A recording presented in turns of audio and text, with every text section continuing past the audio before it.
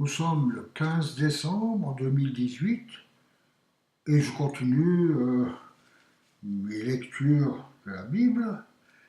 Et maintenant, j'arrive au chapitre 2 de l'Épître aux Éphésiens. Je vais lire là les versets 1 à, à 10. Voilà, 1 à 10. Alors, un salut accordé par grâce.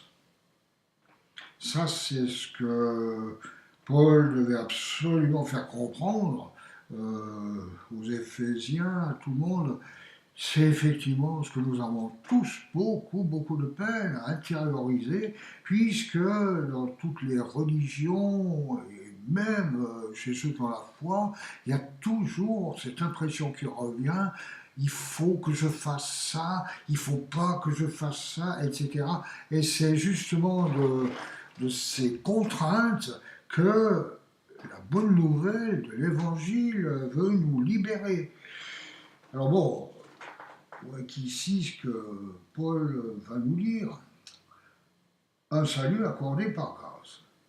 Quant à vous, vous étiez morts à cause de vos fautes et de vos péchés que vous pratiquiez autrefois, conformément à la façon de vivre de ce monde, conformément au prince de la puissance de l'air, de l'esprit qui est actuellement à l'œuvre parmi les hommes rebelles.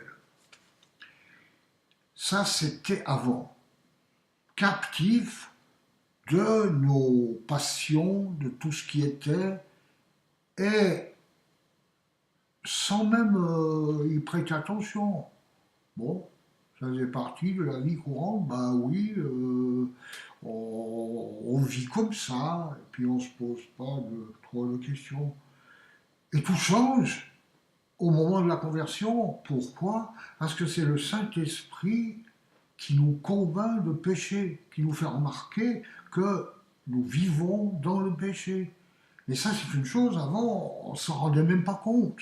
Mais à un moment donné, on s'en rend compte et c'est là que ça va changer. On ne va plus supporter de faire le mal comme ça, sans que ça nous pèse, sans que nous soyons travaillés. Et c'est ça justement qui va après peut-être nous poser pas mal de problèmes. On va commencer à se battre.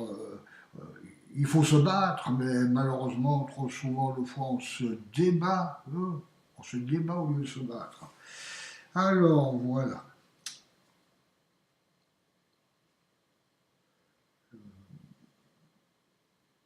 Bon, nous tous aussi, nous étions de leur nombre.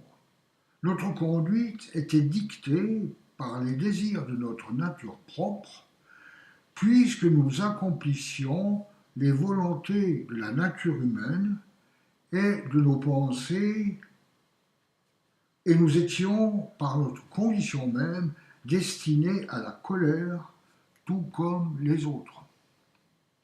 C'est bien pour ça que nous sommes appelés à nous imprégner, à nous laisser imprégner de la parole, qui est Jésus lui-même, pour aller la communiquer aux autres qui sont exposés à la colère. C'est d'ailleurs ce que Jean-Baptiste a dit à ceux qui venaient à lui pour être baptisés. Il leur avait dit « Qui vous a appris à fuir la colère à venir ?»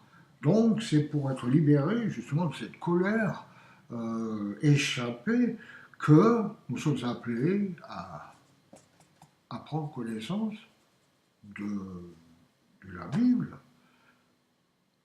et à être libérés par Jésus. Voilà. Mais Dieu est riche en compassion. À cause du grand amour dont il nous a aimés, nous qui étions morts en raison de nos fautes, il nous a rendus à la vie avec Christ. C'est par grâce que vous êtes sauvés. Il nous a ressuscités et fait asseoir avec lui dans les lieux célestes en Jésus-Christ. Il a fait cela afin de montrer dans les temps à venir l'infinie richesse de sa grâce envers nous en Jésus-Christ. Non, la grâce qu'il a manifestée envers nous en Jésus-Christ.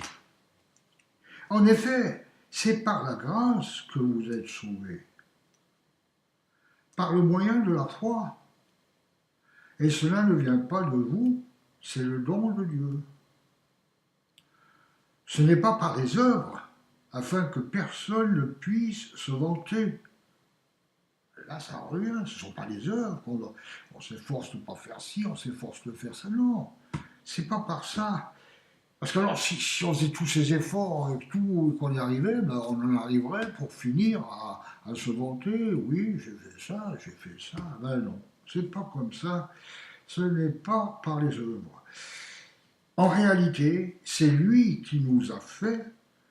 Nous avons été créés en Jésus-Christ pour des œuvres bonnes que Dieu a préparées d'avance afin que nous les pratiquions. Mais nous allons être amenés par l'Esprit à les pratiquer. Nous aurons l'envie de les pratiquer. Nous n'aurons pas besoin de nous dire « Ah, il faut que je fasse ça, et puis ça, il ne faut pas le faire ». Voilà, c'est là ce que je comprends, ce que je reçois. Comme je l'ai déjà dit plusieurs fois, je n'ai aucune prétention, je n'apporte pas des messages, je suis ni pasteur, ni curé, ni gourou, que sais-je, non.